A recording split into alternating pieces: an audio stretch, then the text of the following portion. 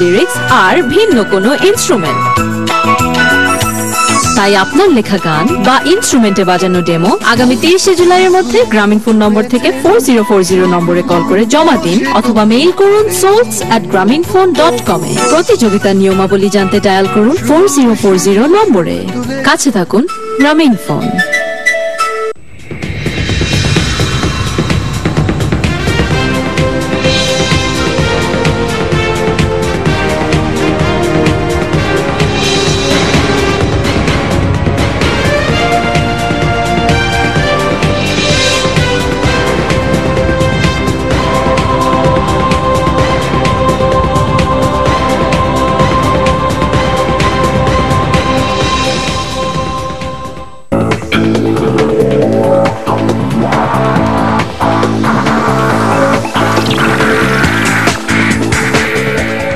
প্রিয় দর্শক, আমন্ত্রণ জানাচ্ছি কানেক্টিং বাংলাদেশে।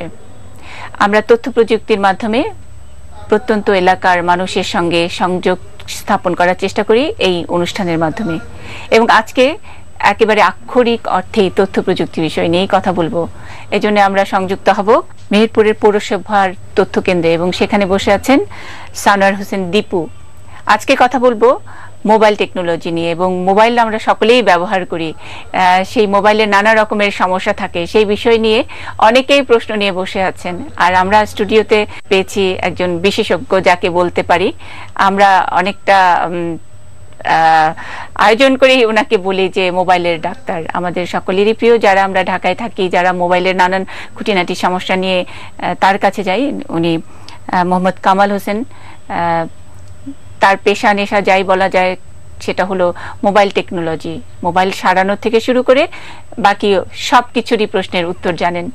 কামাল ভাই, স্বাগত জানাচ্ছি আমাদের এই আয়োজনে। ধন্যবাদ। আচ্ছা, আসসালামু আলাইকুম সানোয়ার ভাই।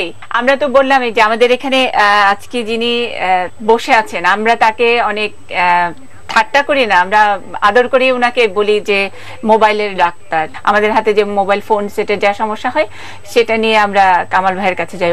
ওনাকে আমরা চিনি অনেকদিন, প্রায় বছর 10 মতো আমরা চিনি, এবং ঢাকায় উনি খুবই কিন্তু বিখ্যাত লোক। যারা এই ধরনের কারিগরি কাজ টাজ করেন তাদের কাছে কিন্তু উনি খুবই একজন পরিচিত নাম।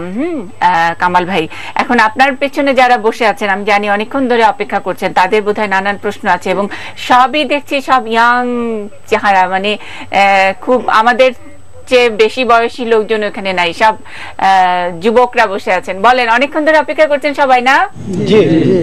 আচ্ছা, আমরা প্রশ্ন নেই, কামাল ভাইকে জিজ্ঞেস করেন কার কি সমস্যা। কারো মোবাইল পানিতে পড়ে গেছে নাকি? জি জি, অনেকের মোবাইলে তো পানিতে পড়ে এরকম। আচ্ছা, বৃষ্টিতে ভিজে তারপরে ওটা পুরো আউট হয়ে যায়, স্ক্রিনটা কিছু দেখা যায় না, এরকম কি আছে ঘটনা? জি আছে আছে। আচ্ছা, এখন বলেন প্রশ্ন কি আছে, কামাল ভাইকে সরাসরি বলেন। আমাদের প্রথমে প্রশ্ন করবে আমাদের বকুল ভাই। আচ্ছা, বকুল ভাই। আসসালামু আলাইকুম। ওয়ালাইকুম আসসালাম। বকুল ভাই বলেন। মোবাইল ফোনে ইন্টারনেটে সেটিং এর সমস্যা। কামাল ভাই, আপনার মোবাইল ফোনের ব্র্যান্ডটা একটু বলবেন, মানে কোন ব্র্যান্ডের ফোন ইউজ করতেছেন? চাইনিজ মডেলটা কি মডেল? মডেল হলো 6230i। আচ্ছা, এটা কি আপনি কনফিগার করতে পারেন? এটা একটা কনফিগারেশন আছে ইন্টারনেট এবল করার জন্য। জি না, এটা করতে পারেন না। তাহলে আপনি মানে কোন অপারেটরের সিম ইউজ করছেন? বাংলালিংক। তো আপনি হচ্ছে এদের যে কোনো একটা সার্ভিস পয়েন্ট আছে, এদের কাছে গিয়ে এই কনফিগারটা করে নিতে পারবেন। আর আপনি যদি ভালো ইউজ বোঝেন, ইন্টারনেটে গিয়ে বাংলালিংকের একটা ওয়েবসাইট আছে, এখানে গিয়ে এটা খুঁজে নিতে পারবেন। যে ফোনটা ইউজ করতেছেন এই ফোনে ইন্টারনেট ইউজ করতে পারবেন। হ্যাঁ, এছাড়া আর কোনো প্রশ্ন আছে? জি না। আচ্ছা, সানোয়ার ভাই কে আসবে সামনে? সামনে আসতে আসতে আমি একটু সময় নেই আপনাদের কাছ থেকে।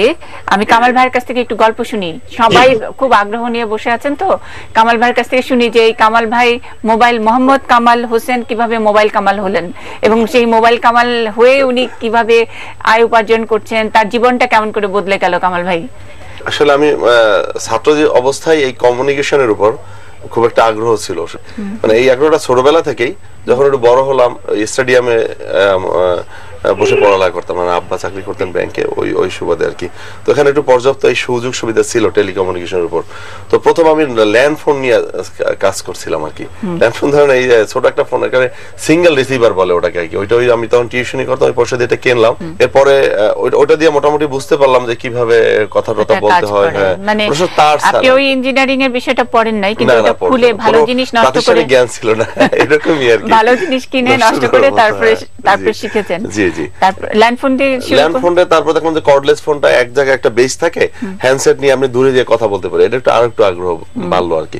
তো এইটা নিয়ে এই কর্ডলেস এবং ল্যান্ড ফোন নিয়ে মোটামুটি বেশ কিছুদিন, বছর দুয়েকের মতো আমি কিন্তু ওই ক্লাস করার ফাঁকে ফাঁকে করছি আর কি স্টুডেন্ট অবস্থায়। তো যখন এই পাস করলাম, মাস্টার্স পরীক্ষা শেষ হয় না, তখন ইস্টার্ন প্লাজাতে একটা দোকান নিয়েছি, সেটা হচ্ছে ভাড়া দোকান, মানে 2000 টাকা ভাড়া আর কি। এবং অ্যাডভান্স ছিল 50,000 টাকা। ওই অ্যাডভান্স আমার টিউশনি কিছু পয়সা, তারপর স্টাইপেন্ড পাইছি ওই পয়সা, আর আমার একটা বন্ধুর ফুফাতো ভাই ছিল, ওনার কাছ থেকে আর কি আমি 30,000 টাকা ধার এনে এই দোকানটা অ্যাডভান্স দিছি।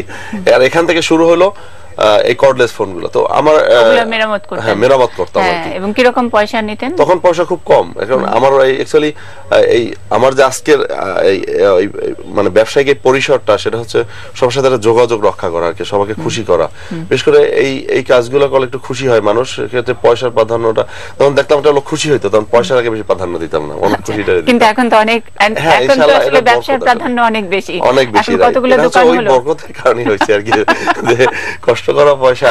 লাউড একটু শুনি, এখানে অনেক যে ইয়াং লোকজন বসে আছে, আসলে এটা সম্ভব অনেস্টলি, যদি সৎভাবে কেউ চলে এবং পরিশ্রমী হয়, তাইলে এগুলো সম্ভব। আমি বললাম 200 টাকা 2000 টাকা ভাড়া, সেটাও দেওয়া কষ্ট হইতো। আজকে ওই দোকানটা, মানে আমি যেটা ভাড়া নিচ্ছি ওটা কিনে নিছি 40 লক্ষ টাকা দিয়ে, আরো 8 বছর আগে। এখন ওর দাম অনেক 1.5 কোটি টাকার মতো। এরকম আরো 4-5টা দোকান শুধু ইসলামাবাদে আছে।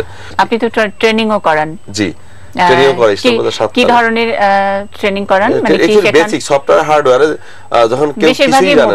হ্যাঁ, মোবাইল, ম্যাক্সিমাম মোবাইল ফোনের উপরে, অন্য কিছু না। আপনার কাছ থেকে ট্রেনিং নিয়ে এরা, যেমন ধরেন মেহেরপুরে এখন বসে আছে সবাই, মেহেরপুর পৌরসভার তথ্য কেন্দ্রে এরা সবাই দেখছে আমাদের অনুষ্ঠান। তো এরকম জায়গায় গিয়ে ওরা একটা ব্যবসা খুলতে পারবে বা ওই সারাইয়ের কাজটা করতে পারবে এরকম? হ্যাঁ, এরকম করা সম্ভব, যে ট্রেনিং দেওয়া হয়।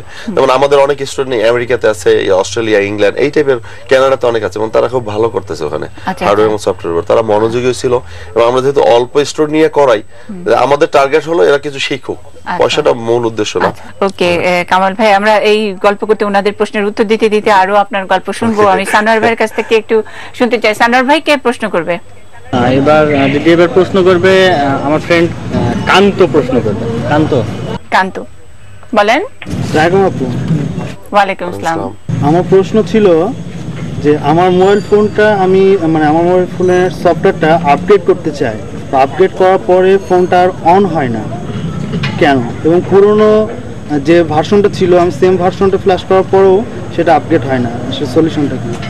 আচ্ছা, আপনার ফোনটা কি সেটা বলতে হবে? Nokia 5130 classic. আপনি যে ভার্সনটা দিয়ে আপগ্রেড করছেন, মানে ওই সেম ভার্সনটাই ছিল, তাই না? না, আমি যেটা আপগ্রেড করেছি ওটা হচ্ছে, আমার ফোনে ছিল 7.91, আমি আপগ্রেড করেছি 7.95 দিয়ে, তাতে আর ফোনটা ওপেন হয় না। এটা বোধহয় হয় না, ওটা একটা মানে এই ফোন আর কি, অনেক আগের ফোন, পুরনো ফোন, যে কারণে এই সমস্যাটা হয়েছে। যদি আপনি একটু চেষ্টা করে দেখেন সেম ভার্সন দিয়ে অন করা যায় কিনা, যদি না হয় তাহলে মানে একটু সাহায্য নিতে হবে, একটু ভালো কারো একটু চেষ্টা করে দেখেন ওইভাবে করলে হয় কিনা। না হলে তো কামাল ভাই আছেন। সানোয়ার ভাই এখন কে আসবে? দিদি এখন আসবে হচ্ছে আমাদের বরুণ আসবে। বলছি, আমার একটা নোকিয়া 5250 টাচ স্ক্রিন ফোন আছে, তো সময় টাচ প্যাডে টাচ করে না, এটা একটা প্রবলেম। হচ্ছে যে টাচ স্ক্রিনটা আপনি কাজ করতে করতে ওইটা একটু হয়ে যায়, মানে আস্তে আস্তে, তো ওটা চেঞ্জ করলে কিন্তু হয়ে যাবে। তবে এর মধ্যে আবার এই চেঞ্জ করার ক্ষেত্রে একটু সাবধানতা অবলম্বন করতে হবে, যেটা একটু ভালো কোয়ালিটি, ডিফারেন্স বেশি না, হয়তো 50 টাকা বা 100 টাকা ডিফারেন্স, একটু ভালো কোয়ালিটি লাগালে পরবর্তীতে অনেক দিন যাবে। মানে এটা আসলে বরুণ ওখানে বসে ঠিক করতে পারবে না, তাই তো? উনি যদি ভালো এখানে কোনো সার্ভিস সেন্টার থাকে সেটা করতে পারে। টাচ স্ক্রিন মানে একটা প্রলেপ আর কি, একটা সিম্পল সুখাটা জিনিস, ওটা চেঞ্জ করলে এটা সলিউশন হয়ে যাবে। আচ্ছা বরুণ, আপনাদের ওখানে কি সার্ভিস সেন্টার এরকম আছে যেখানে টাচ স্ক্রিনটা আপনি করতে পারবেন, ঠিক করতে পারবেন? জি আছে, এখানে আছে। আচ্ছা, সানোয়ার ভাই কে প্রশ্ন করবেন? জি দিদি, এবার প্রশ্ন করবে আমাদের গাংনী হাসপাতালের ডাক্তার